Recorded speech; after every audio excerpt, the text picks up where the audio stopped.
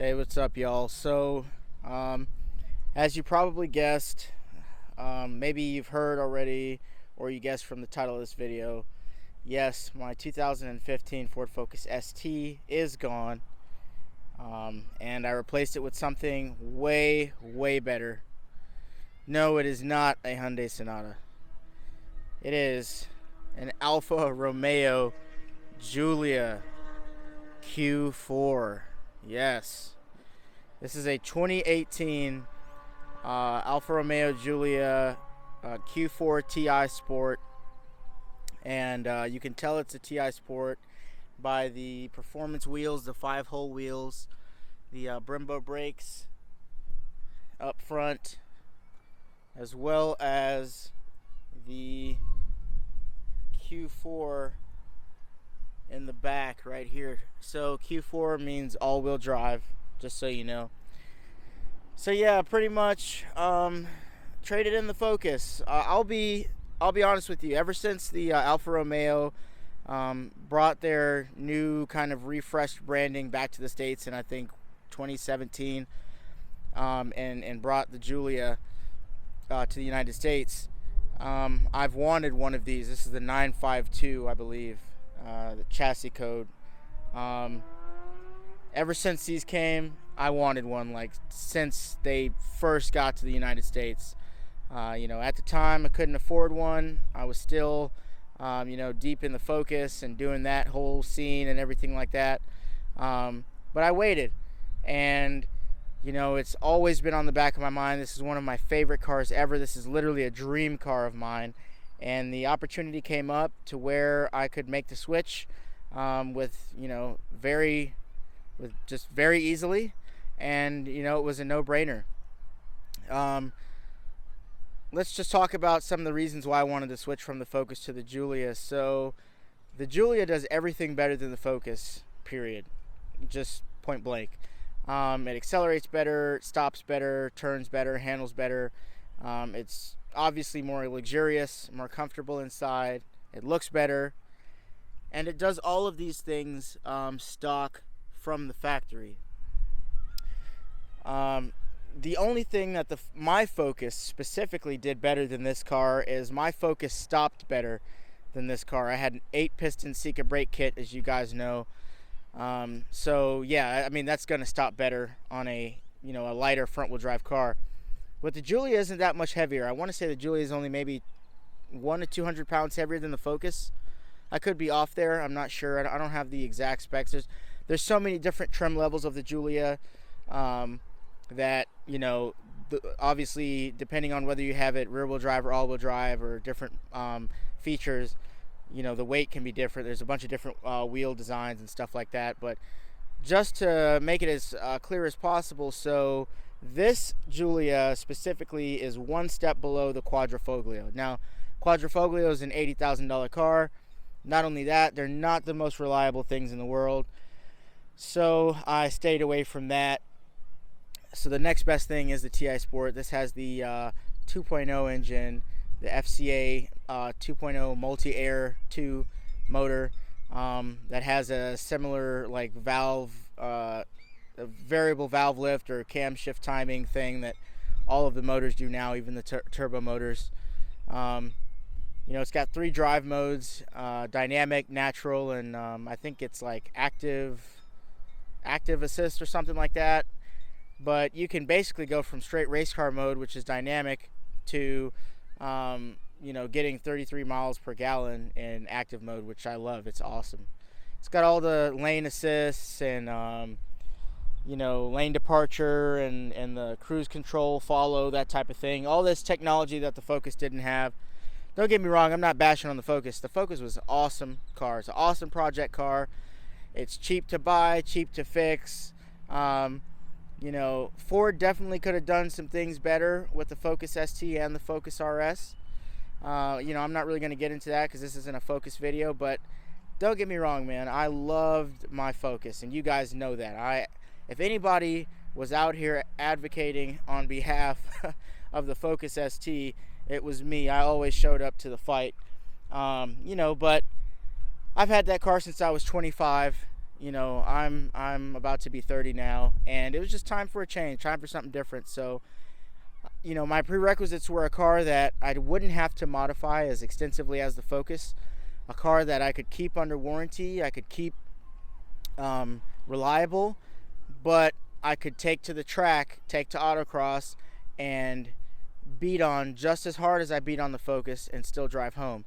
And this is like one of the only cars that can do that, within my price range, of course.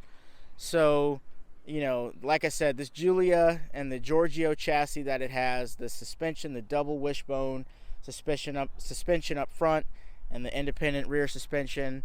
The brakes are amazing. It's got the new Continental brake-by-wire system, so it's not actually an analog brake.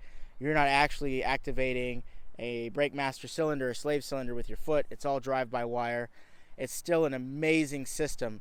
And I'll tell you what, I've taken this car on some back roads already and done some crazy speeds that I would never do in the Focus, just because the suspension was too stiff for the chassis wouldn't be able to handle it. I'd lose control. This car is a totally different beast. It's got, you know, regular automatic mode. Then you can slap the paddle shifter over. I'm sorry, you can slap the little center shifter over into manual mode.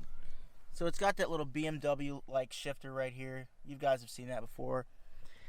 It's got some nice big paddle shifters right here for manual mode.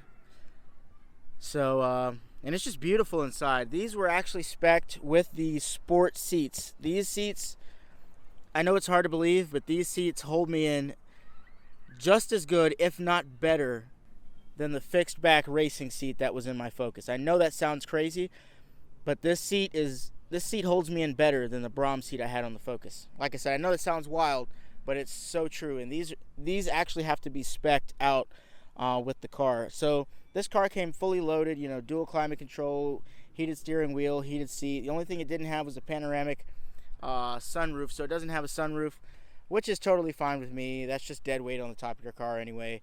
Don't get me wrong, sunroofs are awesome. I just, you know, every car I've had a sunroof, and this one I really didn't care about it. But anyway, back to the driving experience. I mean, it's just amazing. It drives so much better than my track mode Focus. Like, you guys know, I had a big brake kit on that Focus, full suspension, full bracing. It had a bigger turbo. It was tuned. Let's see, what else did I have in the car? I had a LSD in the car. For a short while, I had an aftermarket clutch in the car. You know, it had everything, all the cooling mods, everything. And this bone stock Giulia blows that Focus away, completely blows it out of the water. And I had probably one of the most heavily modified Focuses in North America. And, you know, that's not me humble bragging, that's like serious. I probably had one of the most highly modified Ford Focus STs in North America. And this bone stock just completely destroys that in every aspect. And that's not me trying to justify my purchase. Like, when I showed up to the dealership, I was totally okay with just walking away and not purchasing this car, because I mean, you guys saw my Focus. There was nothing I was missing. Like, you know, it's an awesome car. I got in this car and I test drove it, and I was like, dude, where do I sign? This is absolutely amazing. So, you know, I had to do a reveal video. It hurt a little bit getting rid of the Focus, I'm not gonna lie. I put a lot of blood, sweat, and tears in that car. People who know me outside of social media and on social media know what I've been through with that car. It's an awesome car. If you're able to go buy it, if you want it, man, go get it and do great things with it. You know, my time with it is obviously up, but, you know, go do something great. But yeah, on to the next leg of the journey. So let's just talk more about the Giulia. I mean, she's just so beautiful. She came with this this accent stripe here. It's actually kind of grown on me. When I first saw it in pictures, I was like, oh, I'm gonna take that off. But I actually like it. If anything, I'm gonna get it redone, and I might have the Alfa Romeo deleted. Not gonna lie, I'm sorry. I'm probably pissing off a lot of Italians right now, but I might have that deleted and have just the solid stripe. but I want it to go all the way down to the front of the bumper, and I want it to follow all the way down and go to the back as well, all the way down. So yeah, I'm trying my best not to modify this car, but of course it's me, so I'm looking at things to do. I've already kind of decided on which exhaust that I want to go with. I'm not going to do the whole Giulia 4 exhaust conversion. I don't want to look like a poser, to be honest with you, and it's not a Giulia. So I'm going to go with the, I think it's either the Super Sprint or the Centerline Corsa exhaust. I'm torn between those two, but they sound really good. Believe it or not, I'm not going to tune this car. I know you're like, yeah, whatever. No, seriously, I'm not going to tune it. It's extremely fast. If you don't believe me, go drive one. Like, go test drive one. This is an extremely fast car stock. Like, I know they only say it only makes what it makes, 280 horsepower, 306 foot-pound of torque, but it's mind-blowingly fast. The ZF transmission that comes in this car is really, I think that's the real MVP, and the fact that it can just stay in the power band and move the mass of this car so fast. It doesn't need more power. However, according to things that I've seen online, full bolt-ons, so an intake, a catback exhaust, and a tune can net you almost 400 horsepower and 400 wheel torque, which is way more than I need. So yeah, for the foreseeable future, at least while it's under warranty, I will not be tuning this car at all. I'm just going to leave it how it is. The only thing I'm going to do is different. I'm going to buy another set of wheels, same exact stock wheels, and I'll put some performance track tires on there, and I am going to put some race brake pads and some race brake rotors on the car. That's it, though. That's not going to void warranty or anything like that. So let me guys show you what's under the hood here. Let's see.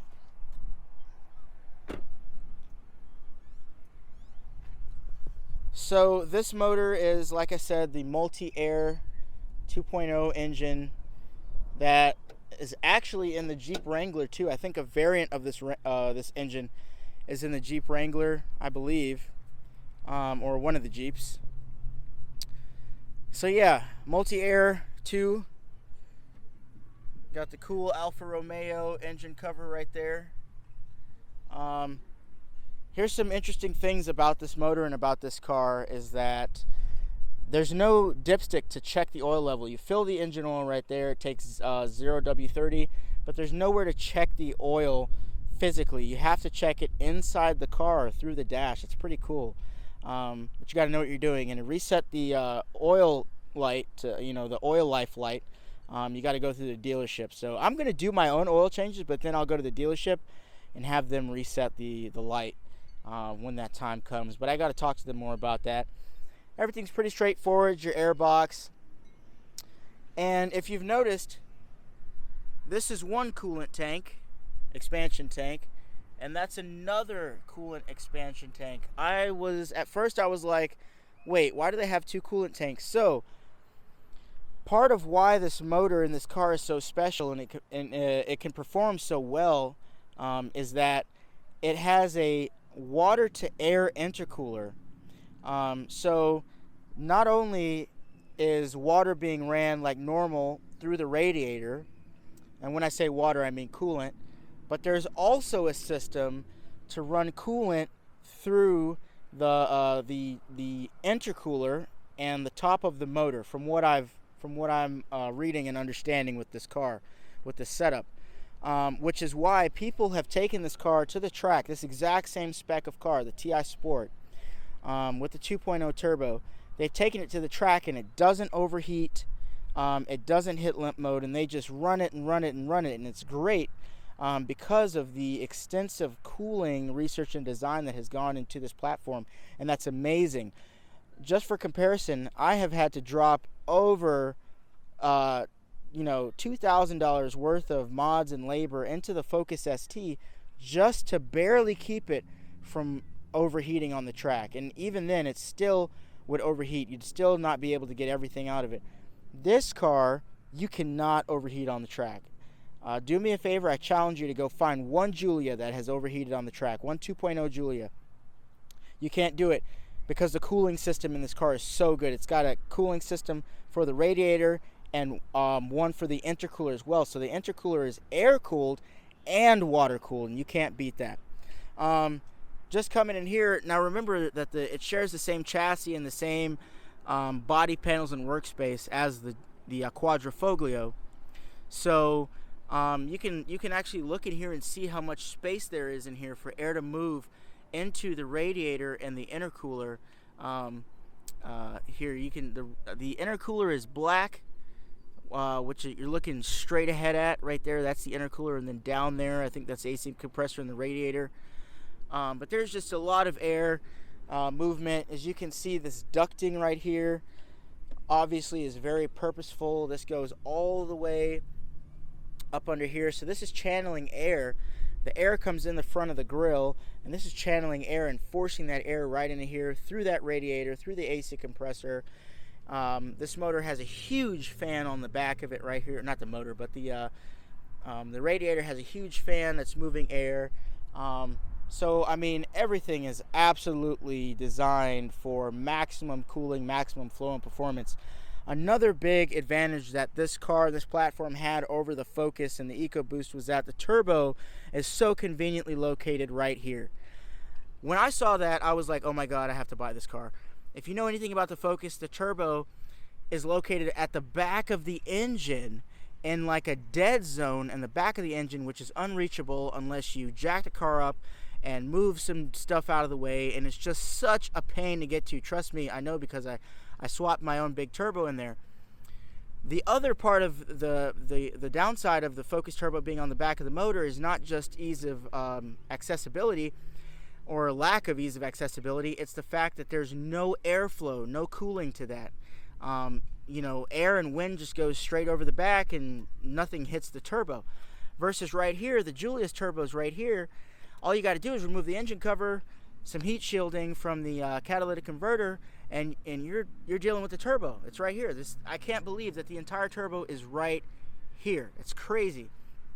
Not to mention that wind and air that comes through the engine bay obviously is going to cool down this turbo. And my hand is right here. I just got done driving this car.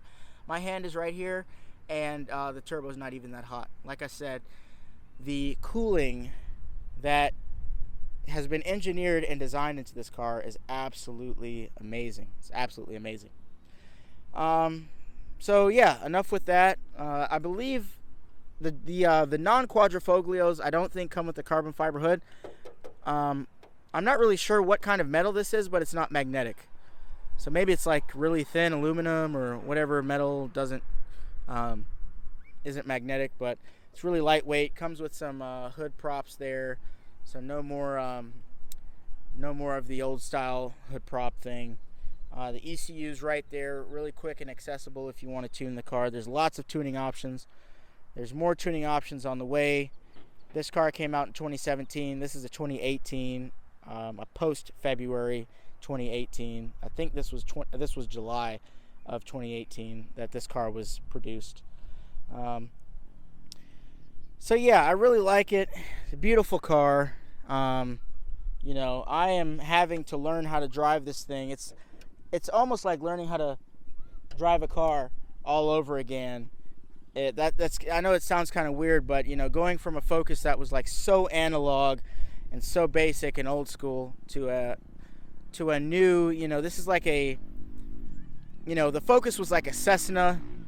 If you could compare it to planes, the Focus was like a Cessna, you know, a T4 starter plane, whatever. This thing is like a, you know, an F-16 Viper. You know what I'm saying? This is like a F-22. Just completely different ball game, completely different league. And this isn't even the super fast version. You know, the Quadrifoglio has almost double the horsepower of this thing. So yeah, we'll see where I go with it. We'll see what happens. But like I said, my intent is really to keep it under warranty. It's not even my intent. I have to keep this thing under warranty. You know, that's just kind of a contract I made with myself, because replacing stuff out of warranty sucks.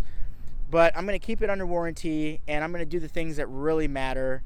I'm going to take the lessons I've learned with the Focus, and I'm going to worry about putting on good performance tires, because that makes the biggest difference of anything. A good performance tire, a really good rotor and pad setup, so that I can take it to the track and not have to worry about brake fade. Even though, once again, this car, a lot of people take this to the track and they don't have any brake fade. So, but still, you know, as I grow as a driver and as I do different events, I know that I'm going to need that. So, but other than that, I'm really just going to enjoy the car. I'm going to enjoy having it, enjoy driving it.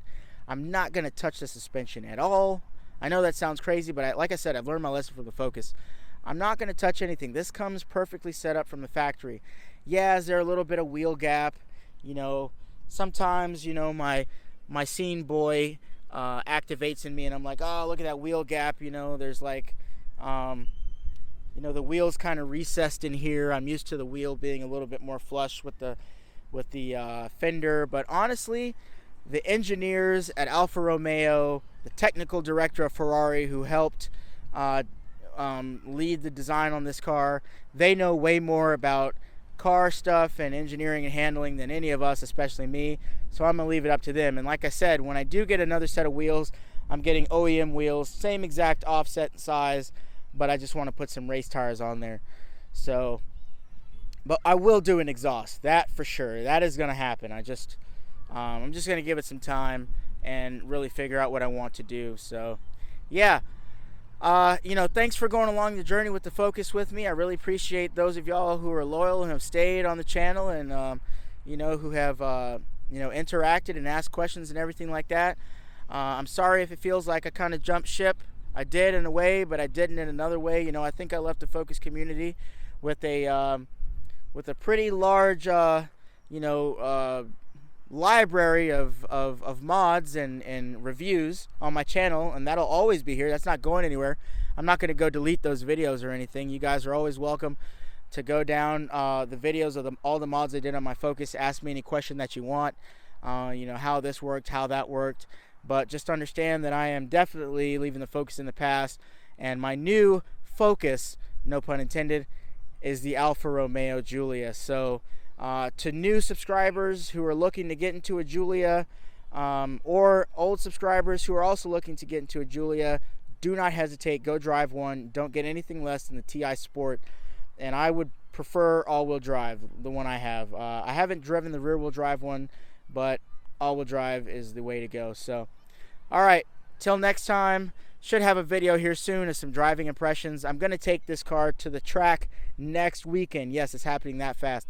Next weekend I'll have the Giulia on the track, but I'll have a video before then about my driving impressions, and then I'll have one when I take it to the track, and we'll see how she does. I'm going to put it up against my buddy's Porsche Cayman. He's a good driver too. All right, till next time. See you guys later. Thanks for watching.